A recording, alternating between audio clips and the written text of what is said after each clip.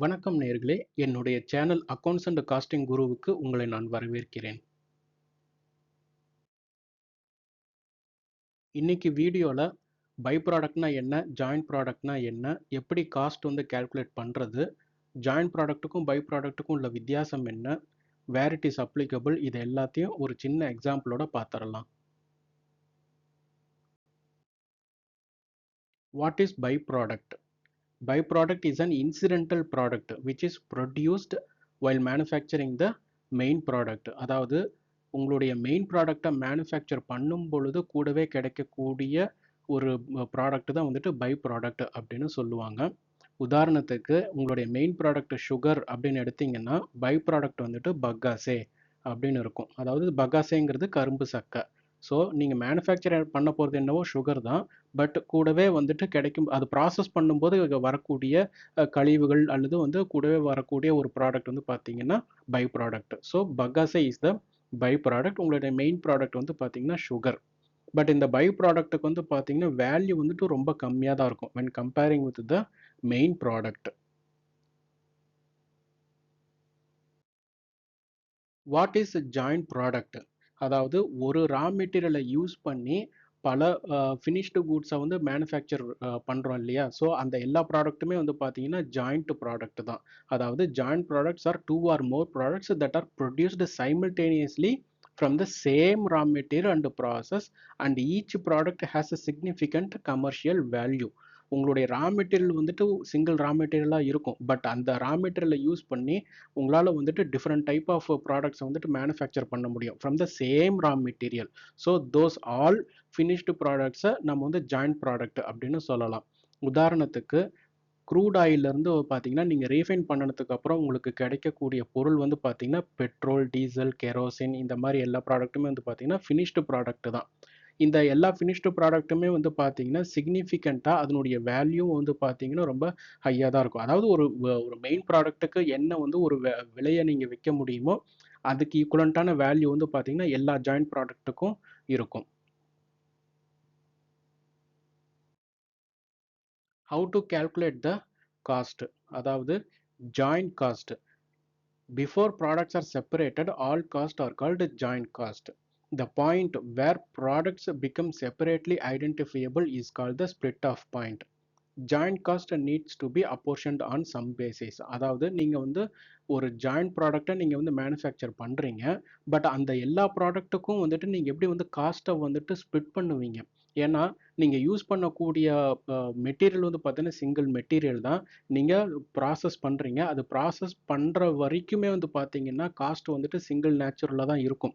But உங்களுடைய output பார்த்தீங்கன்னா multiple ப்ராடக்ட்ஸாக இருக்குது. ஸோ அந்த மல்டிபிள் ப்ராடக்ட்ஸுக்கு நீங்கள் இந்த காஸ்ட் எப்படி நீங்கள் அலோகேட் பண்ணுவீங்க? அந்த காஸ்ட்டை நம்ம ஜாயிண்ட் காஸ்ட்னு சொல்லுவோம். அந்த ஜாயிண்ட் காஸ்ட்டை எல்லா ப்ராடக்ட்டுக்கும் நாம் அலோகேட் பண்ணணும். ஓகேங்களா? ஏன்னா it is a common cost which we call it as a joint cost for all the joint products. But some பேசிஸில் அந்த ஜாயிண்ட் ப்ராடக்ட்ஸுக்கு அந்த ஜாயிண்ட் காஸ்ட்டை நம்ம அலோகேட் பண்ணி தான் ஆகணும். அதுக்கு இங்கே சில மெத்தட்ஸ் நான் கொடுத்துருக்கேன். Sales value at split off method. Split off method அப்படிங்கிறது என்னன்னா, அதாவது நீங்கள் ஒரு ப்ராடக்ட்ஸை செப்பரேட் பண்ணாத வரைக்கும் இன்கர் ஆகக்கூடிய எல்லா காஸ்ட்டையும் நாம் ஜாயிண்ட் காஸ்ட்டு நம்ம சொல்லியிருக்கோம். பட் ஒரு ஸ்டேஜில் அந்த ப்ராசஸ் முடியும் பொழுது பார்த்தீங்கன்னா ப்ராடக்ட் எல்லாமே ஸ்ப்ளிட் ஆகும். ஓகேங்களா? ஸோ அந்த ஸ்ப்ளிட் ஆகிற பாயிண்ட் தான் ஸ்ப்ளிட் ஆஃப் பாயிண்ட் அப்படின்னு சொல்லுவாங்க. ஓகேங்களா? ஸோ அந்த ஸ்ப்ளிட் ஆஃப் பாயிண்டில் அந்த ப்ராடக்ட்டுக்கு கிடைக்கக்கூடிய ரியலைசேஷன் ப்ரைஸ் தான் பார்த்தீங்கன்னா sales value. Sales value at split off method அப்படின்னு. இந்த மெத்தடில் நம்ம எப்படி ஜாயிண்ட் காஸ்ட்டை அலோகேட் பண்ணுறது அப்படின்னா, sales value of the product, அதாவது ஏதோ ஒரு ப்ராடக்ட், ஏதோ ஒரு joint product, sales value of the product that divided by total sales value of all products. அதாவது நீங்கள் எத்தனை ஜாயிண்ட் ப்ராடக்ட்டை நீங்கள் மேனுஃபேக்சர் பண்ணியிருக்கீங்களோ அந்த அத்தனை ப்ராடக்ட்டுக்கு உண்டான total sales value. Sales value of any of the joint product that divided by total sales value of all joint products multiplied with total joint cost. இந்த ப்ரொப்போர்ஷனேட்டில் நம்ம ஜாயிண்ட் காஸ்ட்டை அலோகேட் பண்ணணும். இன்னொரு மெத்தட் எடுத்தீங்கன்னா ஃபிசிக்கல் யூனிட் மெத்தட். அதாவது units produced of the product, அதாவது any of the joint product, unit produced of any of the joint product divided by total units produced of all products.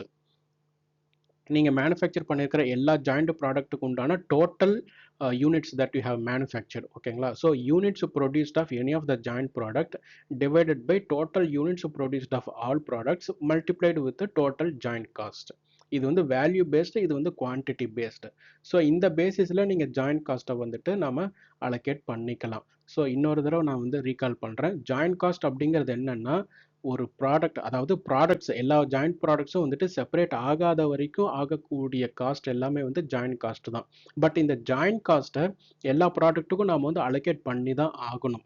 ஓகேங்களா? So அது வந்து எப்படி allocate பண்ணுறது? First வந்து split of பாயிண்ட்டை நம்ம வந்து மெஷர் பண்ணணும். ஏதோ ஒரு ப்ராசஸ் ஸ்டேஜில் ப்ராடக்ட்ஸ் எல்லாமே வந்துட்டு செப்பரேட் ஆகி வரும், அதாவது பிரிஞ்சு வரும். ஓகேங்களா? ஸோ அந்த பிரியிற ஸ்டேஜை தான் வந்துட்டு நம்ம வந்து ஸ்ப்ளிட் ஆஃப் பாயிண்ட்டுன்னு நம்ம சொல்கிறோம். So sales value at split off method, எந்த ஸ்டேஜில் வந்து உங்களுக்கு வந்து ஸ்ப்ளிட் ஆஃப் ஆகுதோ அந்த ஸ்டேஜில் அந்த ப்ராடக்டினுடைய ரியலைசேஷன் வேல்யூ தான் வந்துட்டு சேல்ஸ் வேல்யூ அப்படின்னு நம்ம சொல்கிறோம். So sales value of the product divided by total sales value of all products multiplied with total joint cost. இது one of the method. Another method வந்து பார்த்தீங்கன்னா very simple, based on the quantity produced. ஓகேங்களா? So எல்லா joint ப்ராடக்ட்டுக்கு உண்டான total quantity நீங்கள் எவ்வளோ manufacture பண்ணியிருக்கீங்க, அப்புறம் அந்த பர்டிகுலர் ஜாயிண்ட் ப்ராடக்டினுடைய quantity, so that is divided by total units produced multiplied with the total joint cost. இந்த மெத்தட்ல நம்ம joint cost எல்லா ப்ராடக்ட்டுக்கும் நம்ம calculate பண்ண முடியும். ஸோ அதனுடைய கண்டினியூவேஷன் தான் இப்போ பை ப்ராடக்ட் காஸ்ட். இப்போ வந்து பை ப்ராடக்ட் அப்படிங்கிறது நம்ம என்ன சொல்லியிருக்கோம், நம்மளுடைய கோர் அப்ஜெக்டிவ் வந்து பார்த்தீங்கன்னா ஒரு ப்ராடக்ட், ஒரு மெயின் ப்ராடக்ட்டை மேனுஃபேக்சர் பண்ணுறது தான். பட் அந்த மெயின் ப்ராடக்ட்டை மேனுஃபேக்சர் பண்ணும் பொழுது கண்டிப்பாக அந்த கழிவுகள் இல்லைனா ஏதோ ஒரு some small amount of some product வந்துட்டு ஜென்ரேட் ஆகும். அது வந்து அவாய்ட் பண்ண முடியாது. இது that is because of the manufacturing process. So அந்த ப்ராடக்ட்டை நம்ம வந்து பை ப்ராடக்ட்னு நம்ம வந்து இங்கே ட்ரீட் பண்ணுறோம். பட் அந்த பை ப்ராடக்ட்டுக்கும் வந்து ஒரு சம் காஸ்ட் வந்து நம்ம வந்து அலோகேட் பண்ணணும். ஸோ இங்கே வந்து என்ன சொல்லியிருக்காங்கன்னா, since byproducts have low value we do not allocate heavy joint cost to them. இப்போது இதுக்கும் வந்து பார்த்தீங்கன்னா ரா மெட்டீரியல் நம்ம வந்து கன்சம்ஷன் பண்ணுறோம், மெயின் ப்ராடக்டை மேனுஃபேக்சர் பண்ணுறோம். அந்த மெயின் ப்ராடக்ட் மேனுஃபேக்சர் பண்ணும் பொழுதே சில கழிவுகள் வருது அல்லது ஒரு பை ப்ராடக்ட் ஏதோ ஒன்று ஜென்ரேட் ஆகுது. But comparing to the main product, by ப்ராடக்ட்டுக்கு வந்து பார்த்தீங்கன்னா மார்க்கெட்டில் ரியலைசேஷன் வேல்யூ அப்படிங்கிறது வந்துட்டு அதிகமாகலாம் இருக்காது. ஸோ அப்படி இருக்கும் பொழுது அந்த ஜாயிண்ட் காஸ்ட்டை நம்ம வந்து பை ப்ராடக்ட்டுக்கு ஒரு ரொம்ப ஹையர் வேல்யூவில் நம்ம வந்து அலோகேட் பண்ண முடியாது. ஓகேங்களா? So accounting treatment of byproducts அப்படின்னு எடுத்தீங்கன்னா, sales value of by product is treated as other income. ஓகேங்களா? ஸோ சில கம்பெனிஸில் அந்த பை ப்ராடக்டை நீங்கள் சேல்ஸ் பண்ணி வரக்கூடிய ரியலைசேஷன் வேல்யூவை அதர் இன்கமாக ட்ரீட் பண்ணுவாங்க. அல்லது sales value of by product is reduced from the main product cost. பை ப்ராடக்டை சேல்ஸ் பண்ணி வரக்கூடிய சேல்ஸ் வேல்யூவை மெயின் ப்ராடக்ட் காஸ்ட்டில் லெஸ் பண்ணிடுவாங்க. அல்லது sales value of by product may also be included to the sales value of the main product. இது வந்து ரொம்ப ரேர் தான். மெயின் ப்ராடக்ட்னுடைய சேல்ஸ் வேல்யூவில் சேல்ஸ் வேல்யூ ஆஃப் பை ப்ராடக்ட்டை வந்துட்டு இன்க்ளூட் பண்ணுறதுங்கிறது ரொம்ப ரேர் சினாரியோ தான். மோஸ்ட்லி வந்து அதர் இன்கமாக வந்து ட்ரீட் பண்ணுறதுக்கு வாய்ப்பு இருக்குது. அல்லது மெயின் ப்ராடக்ட் காஸ்ட்லேயே அதை வந்துட்டு லெஸ் பண்ணுறதுக்கு உண்டான வாய்ப்புகளும் இருக்குது. Small portion of joint cost allocated based on net realisable value. ஓகேங்களா? ஸோ அதாவது இப்போ பை ப்ராடக்ட்டும் வந்து பார்த்தீங்கன்னா மேனுஃபேக்சர் ஆகி வந்துருச்சு, அதாவது டியூ டு த ப்ராசஸ் அந்த பை ப்ராடக்ட் ஜென்ரேட் ஆகிடுச்சு. Some portion of the joint cost நம்ம அலோகேட் பண்ணணும். எப்படி அலோகேட் பண்ணுறதுன்னா, only small portion of joint cost தான் அலோகேட் பண்ணுவாங்க. எப்படி அலோகேட் பண்ணுவாங்கன்னா, நெட் ரியலைசபிள் வேல்யூ பேசிஸில். நெட் ரியலைசபிள் வேல்யூ அப்படிங்கிறது என்னென்னா final sales value minus further processing cost. அதாவது அந்த இந்த பை ப்ராடக்ட்டை வந்து நம்ம சேல்ஸ் பண்ணுறதுனால வந்து வரக்கூடிய realisation value minus further processing cost. ஏதாவது ஃபர்தராக நம்ம ஏதாவது ப்ராசஸ் பண்ணுறோம், அந்த ப்ராசஸ்க்கு ஏதாவது காஸ்ட் இன்கர் ஆகுதுன்னா அதை லெஸ் பண்ணிக்கலாம், இல்லைன்னா அது தேவையில்லை. ஸோ அந்த நெட் ரியலைசபிள் வேல்யூ பேசிஸில் ஜாயிண்ட் காஸ்ட்டை நம்ம வந்து ஸ்மால் போர்ஷனில் அலோகேட் பண்ணலாம். ஜாயிண்ட் ப்ராடக்ட்டுக்கும் பை ப்ராடக்ட்டுக்கும் உள்ள வித்தியாசம் என்ன அப்படின்னு பார்த்துடலாம். இம்பார்ட்டன்ஸ் அப்படின்னு எடுத்தீங்கன்னா மெயின் ப்ராடக்ட் தான். ஜாயிண்ட் ப்ராடக்ட்டை பொறுத்த வரைக்கும் வந்து பார்த்தீங்கன்னா main product. But in case of by product எடுத்தீங்கன்னா we can categorise as secondary product. Joint product அப்படிங்கிறது என்னென்னா கமர்ஷியலி அதனுடைய வேல்யூ வந்துட்டு மார்க்கெட்டில் ரொம்ப ஹையாக இருக்கும். ஸோ அதனால் அது வந்து மெயின் ப்ராடக்டாக தான் ட்ரீட் பண்ணுவாங்க. பட் பை ப்ராடக்ட்டை வந்து பார்த்தீங்கன்னா it is a secondary product. It's not a main objective of, அதாவது அந்த கம்பெனியோட மெயின் அப்ஜெக்டிவ் வந்து பார்த்தீங்கன்னா பை ப்ராடக்ட் மேனுஃபேக்சர் கிடையாது. அது due to that manufacturing process அதுலேருந்து வரக்கூடிய ஒரு ஸ்மால் அமௌண்ட் ஆஃப் ப்ராடக்ட் தான் வந்து பார்த்தீங்கன்னா by product which we can categorise as secondary product. Value அதாவது கமர்ஷியலாக ரியலைசேஷன் வேல்யூ ஜாயிண்ட் ப்ராடக்ட்னுடைய சேல்ஸ் ரியலைசேஷன் வேல்யூ வந்து பார்த்தீங்கன்னா சிக்னிஃபிகண்ட்டாக இருக்கும். But in case of by product வந்து பார்த்தீங்கன்னா ரொம்ப லோவாக தான் இருக்கும். அப்ஜெக்டிவ் அப்படின்னு பார்த்தீங்கன்னா இன்டெண்டட் அவுட்புட், அதாவது அவங்களுடைய கோர் அப்ஜெக்டிவே வந்து பார்த்தீங்கன்னா இந்த ஜாயிண்ட் ப்ராடக்ட், அதாவது மெயின் ப்ராடக்ட் நம்ம கேட்டகரைஸ் பண்ணியிருக்கோம் இல்லைங்களா. ஸோ இந்த மெயின் ப்ராடக்ட்டை மேனுஃபேக்சர் பண்ணுறது தான் வந்துட்டு அவங்களுடைய intended output. But byproduct அப்படிங்கிறது வந்து பார்த்தீங்கன்னா இன்சிடென்டல் அவுட்புட், அதாவது டியூ டு தட் மேனுஃபேக்சரிங் ப்ராசஸ்னால நமக்கு வந்து வரக்கூடிய ஒரு ப்ராடக்ட் தான் வந்துட்டு பை ப்ராடக்ட். அதை வந்து அவங்களுடைய கோர் அப்ஜெக்டிவே கிடையாது. காஸ்ட் அலோகேஷன் அப்படின்னு பார்த்தீங்கன்னா ஜாயிண்ட் காஸ்ட் ஷேர்டு, இது வந்து பார்த்தீங்கன்னா இந்த ஸ்பிளிட் ஆஃப் பேசிஸ், அந்த ஸ்பிளிட் ஆஃப் பாயிண்ட்ல வரக்கூடிய ரியலைசேஷன் அல்லது அந்த யூனிட்ஸ் ப்ரொடியூஸ்ட பேஸ் பண்ணி வந்து பார்த்தீங்கன்னா ஜாயிண்ட் காஸ்ட்டை வந்து நம்ம வந்து ஷேர் பண்ணுவோம். பட் பை ப்ராடக்ட்னு எடுத்தீங்கன்னா ஒன்லி மினிமல் காஸ்ட் தான் வந்துட்டு அந்த பை ப்ராடக்ட்டுக்கு அலோகேட் பண்ணுவாங்க. கம்பேரிங் டு ஜாயிண்ட் ப்ராடக்ட் மாதிரி ஒரு சிக்னிஃபிகண்ட் வேல்யூ வந்து பார்த்தீங்கன்னா காஸ்ட்டை வந்துட்டு ஜாயிண்ட் ப்ராடக்ட்டுக்கு ஷேர் பண்ண மாட்டாங்க. ஏன்னா இதனுடைய ரியலைசேஷன் வேல்யூ வந்து ரொம்ப லோவாக இருக்குது அப்படிங்கிறதுனால ஒன்லி மினிமல் ஜாயிண்ட் காஸ்ட் தான் வந்துட்டு பை ப்ராடக்ட்டுக்கு அலோகேட் பண்ணுவாங்க. அல்லது சம் கேசஸ் வந்துட்டு ஜாயிண்ட் காஸ்ட் அலோகேட் பண்ணாமே இருக்கலாம். எக்ஸாம்பிள் அப்படின்னு எடுத்தீங்கன்னா பெட்ரோலியம் ப்ராடக்ட்ஸ் எல்லாமே வந்து பார்த்தீங்கன்னா ஜாயிண்ட் ப்ராடக்ட்டை நம்ம கிளாஸிஃபை பண்ண முடியும். பை ப்ராடக்ட்னு எடுத்தீங்கன்னா சுகர் இண்டஸ்ட்ரீஸில் மொலாசஸ், இதெல்லாம் வந்து பார்த்தீங்கன்னா பை ப்ராடக்ட்ஸ்.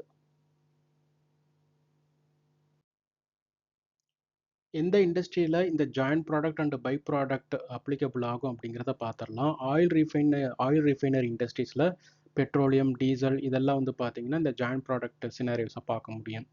சுகர் இண்டஸ்ட்ரி எடுத்தீங்கன்னா சுகர் வந்து மெயின் ப்ராடக்ட், மொலாசஸ் அப்படிங்கிறது வந்துட்டு பை ப்ராடக்ட். மொலாசஸ்னு தெரியும், வெள்ளைப்பாகு அப்படின்னு சொல்லுவாங்க. டெய்ரி இண்டஸ்ட்ரி இதில் வந்து பார்த்தீங்கன்னா பட்டரு, க்ரீமு, ஸ்கிம்டு மில்க்கு இதெல்லாம் வந்து பார்த்தீங்கன்னா இந்த ஜாயிண்ட் ப்ராடக்ட் பை ப்ராடக்ட் கேட்டகரியில் வரும். கெமிக்கல் அப்படின்னு எடுத்தீங்கன்னா multiple chemical outputs, raw material வந்து சிங்கிள் ரா மெட்டீரியலாக இருக்கும், பட் மல்டிபிள் கெமிக்கல் அவுட்புட் அவங்களால வந்து ஜென்ரேட் பண்ண முடியும்.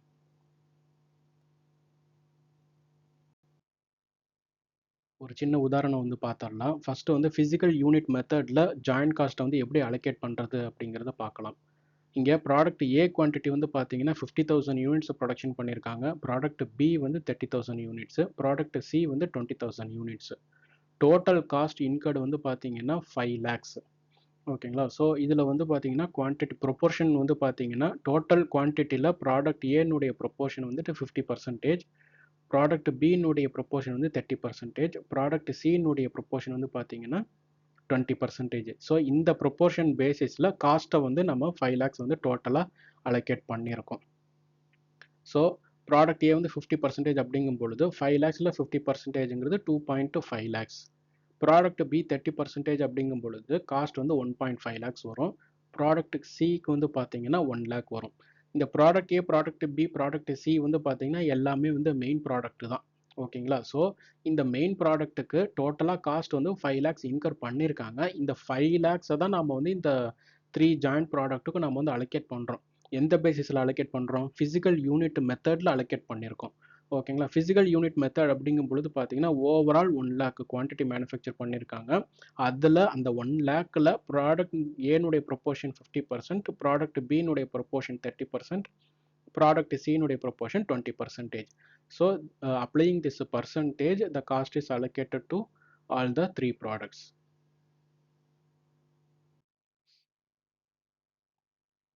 இன்னொரு எக்ஸாம்பிள் பார்த்துடலாம். ஜாயிண்ட் காஸ்ட் அலோகேஷனில் காஸ்ட் இன்கர்டு பிஃபோர் செப்பரேஷன் அப்படின்னு ஸ்பெசிஃபிக்காகவே கொடுத்துருக்காங்க. 77,000 ருபீஸ் வந்து பார்த்தீங்கன்னா இன்கர் பண்ணியிருக்காங்க. காஸ்ட் இன்கர்டு பிஃபோர் செப்பரேஷன் அப்படிங்கிறது என்னன்னா, அதாவது அந்த ஸ்பிளிட் ஆஃப் ஸ்டேஜ்னு நம்ம சொல்கிறோம் இல்லைங்களா, அந்த ஸ்பிளிட் ஆஃப் ஸ்டேஜுக்கு முன்னாடி வரைக்கும் இன்கர் ஆகிருக்கக்கூடிய காஸ்ட் வந்து பார்த்தீங்கன்னா 77,000, அதாவது which we call it as a joint cost. ஓகேங்களா. இங்கே அதர் இன்ஃபர்மேஷன் கொடுத்துருக்காங்க. ப்ராடக்ட் ஏ வந்து main product, product B and C வந்து பார்த்தீங்கன்னா பை ப்ராடக்ட் அப்படின்னு சொல்லியிருக்காங்க. ஈச் ஆஃப் த ப்ராடக்ட்டுக்கு இங்கே சேல்ஸ் ரியலைசேஷனும் கொடுத்துருக்காங்க. 1.5 lakh, இது 50,000, இது 30,000. காஸ்ட் ஆஃப்டர் செப்பரேஷன் அப்படின்னு சொல்லிட்டு தனியாக வந்து காஸ்ட் இன்கர் பண்ணியிருக்காங்க. இது காஸ்ட் பிஃபோர் செப்பரேஷன், இது காஸ்ட் ஆஃப்டர் செப்பரேஷன். அதாவது அந்த ஸ்பிளிட் ஆஃப் ஸ்டேஜுக்கு அப்புறம் இன்கர் ஆகிருக்கக்கூடிய காஸ்ட்டை தான் வந்துட்டு காஸ்ட் ஆஃப்டர் செப்பரேஷன் அப்படின்னு நம்ம சொல்கிறோம். அது ஸ்பெசிஃபிக்காகவே ஐடென்டிஃபை பண்ணியிருக்காங்க. மெயின் ப்ராடக்ட்டுக்கு 65,000, பை ப்ராடக்ட் வந்து பார்த்தீங்கன்னா 25,000 அண்ட் 15,000 அப்படின்னு இருக்கு. ப்ளஸ் ஈச் ஆஃப் த ப்ராடக்ட்டுக்கு வந்து பார்த்தீங்கன்னா ப்ராஃபிட் பர்சன்டேஜும் வந்து கொடுத்துருக்காங்க. ஸோ இப்போ நாம வந்துட்டு ஜாயின்ட் காஸ்ட்டை வந்துக்கிட்டு இந்த 3 ப்ராடக்ட்டுக்கும் நாம வந்து அலோகேட் பண்ணணும். ஸோ எப்படி அலோகேட் பண்ணலாம் அப்படின்னு பார்த்தீங்கன்னா, first we are reducing the profit from the sales. Each of the product சேல்ஸ்லேருந்து ப்ராஃபிட்டை வந்து ஃபர்ஸ்ட் லெஸ் பண்ணிடலாம். ஏன்னா இங்கே ஈச் ஆஃப் த ப்ராடக்ட்டுக்கு ப்ராஃபிட் பர்சன்டேஜும் கொடுத்துருக்குறாங்க. ஸோ 1.5 லேக்கில் வந்துட்டு 25%, பிக்கு வந்து பார்த்தீங்கன்னா 15%, சிக்கு வந்து 10%. அந்த ப்ராஃபிட்டை லெஸ் பண்ணிட்டோம் அப்படின்னோம்னா ஈச் ஆஃப் த ப்ராடக்ட்டுக்கு எவ்வளோ டோட்டல் காஸ்ட் இன்கர் ஆயிருக்கு அப்படிங்கிற வேல்யூ நம்மளால டெரைவ் பண்ண முடியும். ஓகேங்களா? ஸோ அந்த டோட்டல் காஸ்ட்ல இருந்து காஸ்ட் ஆஃப்டர் செப்பரேஷன் அப்படிங்கிற காஸ்ட்டை நீங்கள் ரெடியூஸ் பண்ணிட்டீங்கன்னா உங்களுக்கு வரக்கூடிய காஸ்ட் தான் வந்து பார்த்தீங்கன்னா ஷேர் ஆஃப் ஜாயிண்ட் காஸ்ட். ஓகேங்களா? ஸோ அது மாதிரி ஈச் ஆஃப் த ப்ராடக்ட்டுக்கு நாம் வந்து ஒர்க்கிங் பண்ணும் பொழுது கடைசியாக வந்து பார்த்தீங்கன்னா share of joint cost total வந்து பார்த்தீங்கன்னா 77,000. So first we have to reduce the profit from the sales value.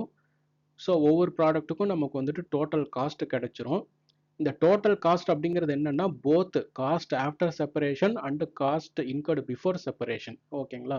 So cost after செப்பரேஷனை நம்ம டோட்டல் காஸ்ட்லேருந்து லெஸ் பண்ணிட்டோம்னா கண்டிப்பாக பேலன்சிங் ஃபிகர் வந்து எல்லாமே ஷேர் ஆஃப் ஜாயிண்ட் காஸ்ட் தான் இருக்கும்.